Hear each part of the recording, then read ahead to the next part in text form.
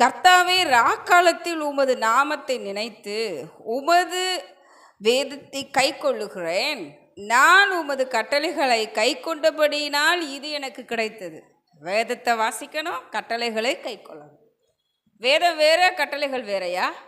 அப்படிலாம் இல்லை. வேதத்துக்குள்ள இருக்கிறது தான் கட்டளைகள். அப்ப நம்ம வேதத்தை வாசிக்கிறது மூலமாக நம்ம கட்டளைகளை தெரிந்து கொள்ளலாம். ஏன்னா கட்டளைகள் அப்படின்றது கர்த்தர் நமக்கு கட்டளையிட்டது, கர்த்தர் கொடுத்தது. அந்த கட்டளைகளை ஆண்டவர் நமக்கு கொடுத்தது நிமித்தமாக நமக்கு என்ன சொல்கிறாரு அப்படின்னா, எப்படியெல்லாம் நீ நடக்கணும், எப்படியெல்லாம் நீ நடக்கக்கூடாது அப்படின்றத நமக்கு கற்றுக் கொடுக்குறாரு. கிறிஸ்தவ வாழ்க்கை ரொம்ப கஷ்டமான ஒன்றா அப்படின்னு கேட்டால் ஆமான்னு தான் நான் சொல்ல முடியும். ஏன்னா அதில் நிறைய நீதி நியாயங்கள் இருக்குது, நிறைய கட்டளைகள் இருக்குது, நிறைய கற்பனைகள் இருக்குது. அதற்கெல்லாம் கீழ்ப்படியலை அப்படின்னா கர்த்தர் கொடுக்குற அந்த சமூகத்தை நம்மளால் என்ன செய்ய முடியாது, அடையவே முடியாது. இப்படி தான் இருக்கணுமா அப்படின்னு கேட்டால் ஆமாம், அப்படி தான் இருக்கணும், வேறு வழி இல்லை அப்படின்ற மாதிரி தான். அவரை மணாளனா நம்ம எடுத்துக்கொண்டோம், நாம் மணவாட்டியாக நிற்கிறோம் அப்படின்னா அந்த மணாளன் சொல்லுகிற கட்டளைகளுக்கு நாம் கீழ்ப்படிந்து தான் நிற்கணும். அப்பொழுது தான் நம்மளால் என்ன செய்ய முடியும், வேதத்தை வாசிக்கிறோம் அப்படின்ற ஒரு திருப்தியும் அடைய முடியும், கர்த்தருக்குள்ளே நம்ம இருக்கிறோம் அப்படின்ற ஒரு சந்தோஷத்தையும் நம்ம பெற்றுக்கொள்ள முடியும். சந்தோஷம், மகிழ்ச்சி அப்படின்றது கர்த்தர் நமக்கு தருகிறது. கர்த்தருடைய பிள்ளைகளான நமக்கு மாத்திரமே ஆண்டவர் கொடுக்குற ஒரு ஸ்லாக்கியம் நம்ம சொல்ல முடியும். ஏன்னா இந்த பூமியில் இருக்கிறவங்க நிறைய பேர் என்ன செய்கிறாங்க, நம்மளிடத்துல பேசும்போது நான் பணத்தை சம்பாரிச்சிட்டேன், ஆனால் என்னால் நிம்மதியை சம்பாதிக்க முடியலைன்னு சொல்கிறாங்க. என்னால் பணத்தை பெற்றுக்கொள்ள முடியுது, செல்வத்தை பெற்றுக்கொள்ள முடியுது, வீடு வாசல் பிள்ளைங்க எல்லோரும் இருக்கிறாங்க, ஆனால் என் மனசில் நிம்மதியே இல்லை அப்படின்னு சொல்கிறவங்க நிறையா பேர் இருக்கிறாங்க. இப்போ பணம் காசு ஒரு மனுஷனுக்கு நிம்மதி கொடுக்க போகிறது கிடையாது. அப்போ எதுதான் நிம்மதி அப்படின்னா, கர்த்தர் நம்மோடு இருக்கிறார் அப்படின்ற ஒரு பெரிய ஒரு நமக்குள்ளே இருக்கிற தைரியம் தான் நமக்கு நிம்மதியான ஒன்று. அப்படி கர்த்தர் நமக்குள்ளே இருக்கணும்னா நாம் கர்த்தருடைய கட்டளைகளுக்கும் கர்த்தருடைய கற்பனைகளுக்கும் கண்டிப்பாக கீழ்ப்படிந்தே ஆகணும். அப்போ இந்த வேதத்தை நேசிக்கணும், அதை வாசிக்கணும், அதை தியானிக்கணும். அப்பொழுதுதான் அவருடைய கட்டளைகள் என்னன்றதை நம்மளால் என்ன செய்ய முடியும், பெற்றுக்கொள்ள முடியும், அறிந்து கொள்ள முடியும், கற்றுக்கொள்ளவும் முடியும். ஆமென். இன்றும் கூட நாம் ஒரு இடத்தை பற்றி எப்பொழுதும் வாரம் வாரம் பார்த்து கொண்டு இருக்கிறோம். இன்றும் ஒரு இடத்தை குறித்து நம்ம பார்ப்போம். அந்த இடத்தை பற்றி பார்க்கறதுக்கு முன்னாடி அந்த இடம் யார் சார்ந்தது, யார் மூலமாக இந்த இடம் நமக்கு குறிக்கப்பட்டிருக்கிறது அப்படின்னு சொன்னால், அடிக்கடி நமக்கு நல்ல தெரிஞ்ச ஒரு பரிச்சயமான ஒரு நபர் அப்படின்னா கிதியோன் அப்படின்றத அவரை பற்றி நம்ம நிறையா படிச்சிருக்கிறோம், அவரை பற்றி நிறைய நம்ம கேட்டிருக்கிறோம், நிறைய பிரசங்கங்கள் ஐயா செய்திருக்கிறாங்க கிதியோனை பற்றி. அதனால் நமக்கு கிதியோனை பற்றி ஓரளவு இல்லை நல்லாவே தெரியும். அந்த கிதியோனுடைய வாழ்க்கையில், அவருடைய வாழ்வின் சம்பவத்தில் நம்ம கடந்து வர்ற ஒரு இடத்தை பற்றி தான் நம்ம இன்றைக்கி பார்க்க போகிறோம். கிதியோன் அப்படின்றவர் யார் அப்படின்னு கேட்டால், அவர் 5வது நியாயாதிபதி. நியாயாதிபதிகள் எப்பொழுது வர்றாங்க, அதாவது மோசையின் காலத்தில் எகிப்தில் இருந்து நம்மளுடைய இஸ்ரவேல் ஜனங்களை கூட்டி வந்த பிறகு அங்கே நமக்கு மோசே என்ன செய்கிறாரு, ஒரு நியாயாதிபதியாக, ஒரு ராஜாவாக நின்று அவர்களை வழி நடத்துகிறாரு. அவர்களுக்கு எல்லாவற்றையும் கொடுத்து அவர்களை போஷித்து வருகிறார். வருகிற நேரத்தில் அதுக்கடுத்து அவருடைய காலத்திற்கு பிறகு யோசுவாவின் காலம் வருகிறது. அதுக்கப்புறம் நம்ம பார்க்குறது நியாயாதிபதிகளாக பார்க்குறோம்.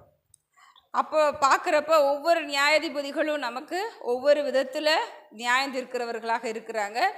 அந்த நாட்டை வழி நடத்துகிறவராக, அதாவது இஸ்ரவேல் ஜனங்களை வழி நடத்துகிறவராக ஆண்டவரால் நியமிக்கப்பட்டவங்களாக இருக்கிறாங்க. அப்படி ஒருத்தர் தான் கிதியோன் ஒருத்தர். அந்த 5வதாக வருகிறவர் தான் அவர் மனாசே கோத்திரத்தை சார்ந்தவராக இருக்கிறாரு. அந்த கோத்திரத்தில் இருக்கிற அந்த ஒரு சிறிய ஒரு கோத்திரம் மனாசே. 12 கோத்திரங்கள்லையும் மிக சிறிய கோத்திரம் தான் மனாசே கோத்திரம்.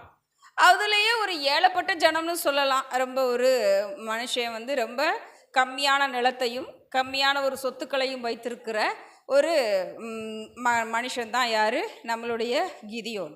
அவர் என்ன செய்கிறாரு, கோதுமை வயலில் நிலத்தில் வயல் நட்டிருக்கிறாரு. அதை எடுத்து அவர் என்ன செய்கிறாரு, இப்போ நம்ம பார்க்குற இந்த சமயத்தில் கிதியோனை எப்படி வேதத்தில் இன்ட்ரடியூஸ் பண்ணுறாங்க அப்படின்னா, அவர் கோதுமை மணிகளை என்ன செய்கிறாரு, சேர்த்து கொண்டு இருக்கிறார். இப்போ அங்கே அவர் போரடித்து அவர் என்ன செய்யணும், கோதுமைகளை விளைய செய்திருக்கிற அந்த கோதுமையில பெற்றுக்கணும். ஆனால் சம்பவம் என்னவாக இருக்கிறது அப்படின்னா, இஸ்ரவேல் ஜனங்கள் கர்த்தருக்கு விரோதமாக நிற்கிறார்கள். எப்பயுமே அவங்கள நம்ம பார்த்துக்கிட்டே வர்றோம். என்னது, இஸ்ரவேல் ஜனங்களை ஒரு நியாயாதிபதி ஒரு தீர்க்கதரிசி வழி நடத்துவார். ஆனால் அவங்க சீக்கிரமாகவே என்ன செஞ்சிருவாங்க, வழி விலகி ஏகமாக கெட்டு போவாங்க. மறுபடியும் ஆண்டவரை நோக்கி கூப்பிடுவாங்க, மறுபடியும் ஆண்டவர் வருவார். அப்படித்தான் அந்த காலகட்டத்திலையும் என்ன செய்கிறாரு, இஸ்ரவேல் தேசங்களை பார்க்குறப்ப அந்த மக்கள் என்ன செய்கிறாங்க, வழிவு போகிறாங்க. ஆண்டவர் ஒரு 7 வருடங்கள் மீதியானியர் கையில் அவங்கள விட்டு கொடுத்துட்றாரு. மீதியானியர் அப்படின்ற ஒரு கூட்டத்துக்கிட்ட விட்டு கொடுத்துட்றாரு. இவங்களுக்கு பயந்து இவங்க என்ன செய்கிறாங்கன்னா, குகைகள்லையும் போய் ஒரு இடத்துலையும் சின்ன சின்ன இடங்கள்லையும் போய் அவங்க தஞ்சம் புகுந்து தான் இருக்கிறாங்க. அவங்களுக்கு இருக்க இடம் கூட நிலையானதாக இருக்கிறதாக வேதத்தில் இல்லை. அப்படி ஒரு இடத்துல இருக்கிறப்ப தான் கிதியோன் என்ன செய்கிறாரு, அவருடைய வயல் நிலத்தில் மறைஞ்சு வேலை பார்த்துட்டு இருக்கிறாரு. ஏன் அப்படின்னா, ஒருவேளை விளைய செய்கிற அந்த இடத்துல விளைச்சல் நிறையா இருக்குது, அவங்க பெற்றுக்கொண்டாங்க அப்படின்னு அறுவடை செய்ய போகிறாங்க அப்படின்னு கேள்விப்பட்டாலே இந்த மீதியானவர் என்ன செய்வாங்களாம், மிருகங்களோட அவங்களுடைய கூட்டங்களோட எல்லா கொத்தலங்களோடையும் என்ன செஞ்சுருவாங்களாம், அந்த வயல் நிலத்தில் இருந்த எல்லாத்தையும் அழிச்சு போட்டு போயிடுவாங்களாம். இஸ்ரவேல் ஜனங்களுக்கு அது கிடைக்காதபடிக்கு செய்துட்டு போயிடுவாங்க. அப்போ கிதியோன் நினைக்கிறாரு, இந்த தடவை நமக்கு அது கிடைக்கணும் அப்படின்ற ஒரு பெரிய ஒரு ஆசையோடு அவர் என்ன செய்கிறாரு, மறைஞ்சிருந்து அதை செய்து கொண்டு இருக்கிறார். அந்த கோதுமையை எடுத்துக்கொண்டு இருக்கிறார்.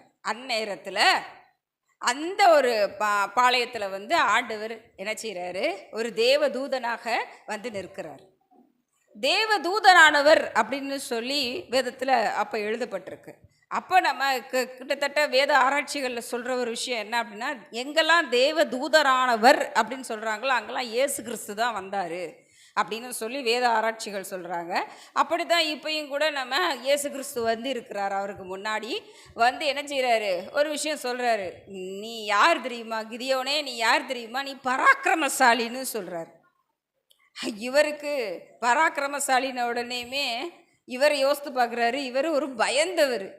ஆனால் ஆண்டவர் என்ன சொல்கிறாரு, நீ ஒரு பராக்கிரமசாலின்னு சொல்கிறார். சொல்லி என்ன செய்கிறாரு, நீ வா, நம்ம எல்லாரும் என்ன பண்ணுவோம், அந்த மீதியானருக்கு முன்பாக போய் யுத்தம் செய்வோம் அப்படின்னு சொல்கிறார். இஸ்ரவேல் ஜனங்களை மீட்டெடுப்போன்னு சொல்கிறாரு. ஏன்னா கிட்டத்தட்ட நிறைய வருஷங்கள் அவங்க அடிமையாக இருந்துட்டாங்க. இன்றைக்கி என்னை நோக்கி கூப்பிடுறாங்க, அவங்கள விடுதலை செய்யணும், அதனால் நீ வா அப்படின்னு கூப்பிட்றாரு. அப்போ இவர் சொல்கிறாரு, சரிங்க ஏசப்பா, நீங்கள் என் கூட இருக்கிறேன்னு சொல்லிட்டீங்க, கர்த்தர் உன்னோடுன்னு அவர் சொல்கிறாரு. அந்த வார்த்தையை கேட்டு தான் இவர் எந்திரிக்கிறாரு. ஆனால் இவர் என்ன சொல்கிறாரு, நான் ஒரு சின்ன கோத்திரத்தை சேர்ந்தவன், நான் ஒரு சிறியவன், என்னைய போய் நீங்கள் கூப்பிடுறீங்களே அப்படின்னு சொல்லி கிதியோன் மறுக்கிறார். ஆனால் ஆண்டவர் சொல்கிறாரு, நான் உன் கூட இருக்கிறேன், நீ வா, நம்ம என்ன செய்வோம், போய் இஸ்ரவேல் ஜனங்களை மீட்டெடுப்போம், மீதியானியரை நம்ம என்ன செய்வோம், மீட்டெடுப்போம் மீதியானியர்கிட்டருந்து அப்படின்னு சொல்லி.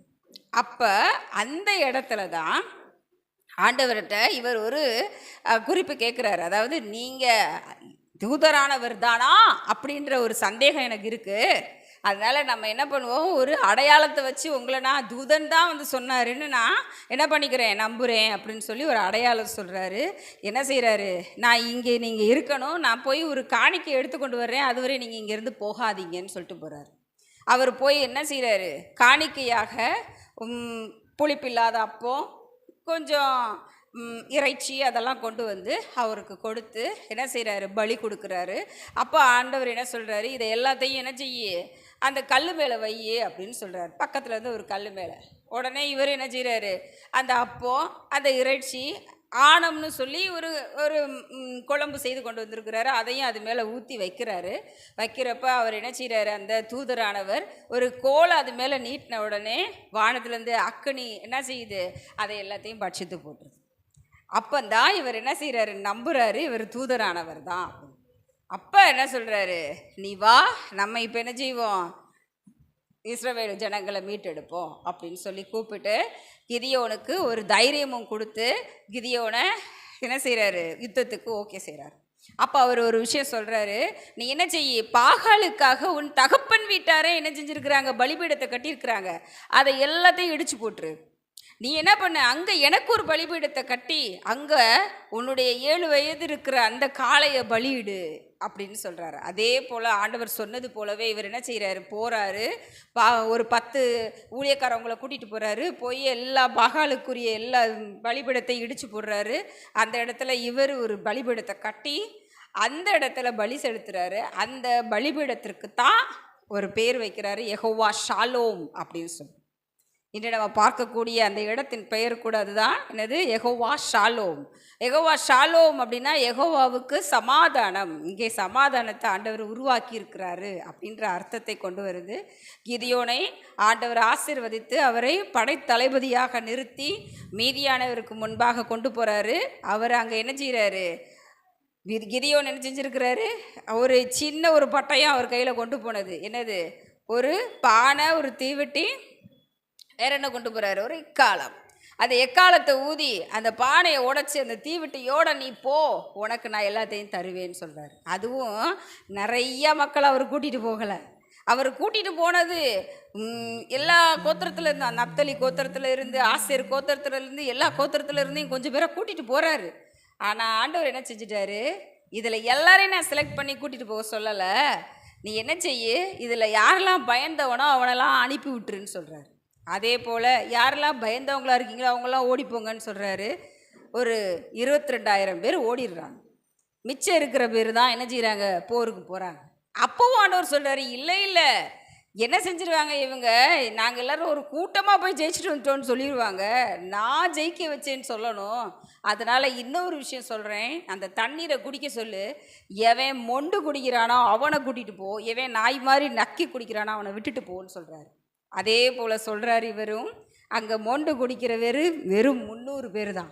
அந்த 300 பேரோட கிதியோன் என்ன செய்கிறாரு, அங்கே போய் போருக்கு போகிறாரு. ஆனால் போரும் செய்யலை. என்ன தான் செஞ்சுருக்குறாங்க அவங்க, வெறுமனையாக கொண்டு போன பானையை உடச்சி தீவெட்டியோட எக்காலத்தை ஊதி கொண்டு போகிறப்ப அவங்களுக்குள்ள பிரச்சனை ஏற்பட்டு, அவங்களுக்குள்ள சண்டை ஏற்பட்டு, இவங்க என்ன செஞ்சிட்டாங்க, ஜெயிச்சிட்டாங்க. மீதியானவர் அவங்களுக்குள்ளேயே என்ன செஞ்சிட்டாங்க, அழிஞ்சு போனாங்க. கர்த்தர் காப்பாற்றினார். இப்படியாக தான் நம்ம வேதத்தில் வாசிக்கிற ஒவ்வொரு இடங்களும் மிகப்பெரிய அற்புதத்தை அங்கே காண்பிக்குது நமக்கு. சரிங்களா? யெகோவா ஷாலோம் அப்படின்ற ஒரு இடத்த நம்ம இன்று பார்த்தோம். யெகோவா ஷாலோமாக இன்று நமக்கு இருக்குதா ஏதாவது பலிபீடம்? இன்று நமக்கு ஆண்டவர் அப்படி ஒரு பலிபீடத்தை கொண்டு வந்து நமக்கு முன்பாக நிறுத்துறாருன்னா எதை நம்ம சொல்லுவோம்? நம்மளுடைய ஆலயத்தை தான் சொல்ல முடியும். அப்படி ஒரு ஆலயமாகத்தான் ஆண்டவர் இன்றைக்கு பலிபீடமாக நிறுத்தி இருக்கிறார். ஒவ்வொரு நாளும் நம்ம கிதியோனை போல ஒரு துவண்டவர்கள் தான், பயந்தவர்கள் தான். ஒவ்வொரு நாளும் ஆலயத்துக்குள்ளே நம்ம நுழையிறப்ப மாத்திரமே நம்மளால் என்ன செய்ய முடியும், பலிகளை செலுத்தி நாம் என்ன செய்ய முடியும், பராக்கிரமசாலியாக நிற்க முடியும்.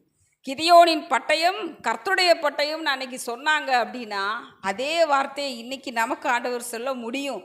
மக்கள் எல்லாரும் சுற்றி இருக்கிற ஜனங்களுக்கு முன்பாக நம்மளை ஆண்டவர் உயர்த்தி வைக்க முடியும்னா அது எங்கே வந்து பலி செலுத்தினா மாத்திரம்தான்னு புரிஞ்சுக்கணும். நம்ம யெகோவா ஷாலோம்னு அன்னைக்கு சொன்னது போல் ஆலயத்திற்குள் வந்து பலி செலுத்தி ஆண்டவரை மகிமைப்படுத்தினால், அவரை துதித்தால் மாத்திரமே நம்மளால் என்ன செய்ய முடியும். அந்த கிதியோன் எப்படி வெற்றி பெற்றானோ அதே போல் நம்மளாலும் வெற்றி பெற முடியும். ஆமென், ஆமென். கரங்களை சமாதானத்தின்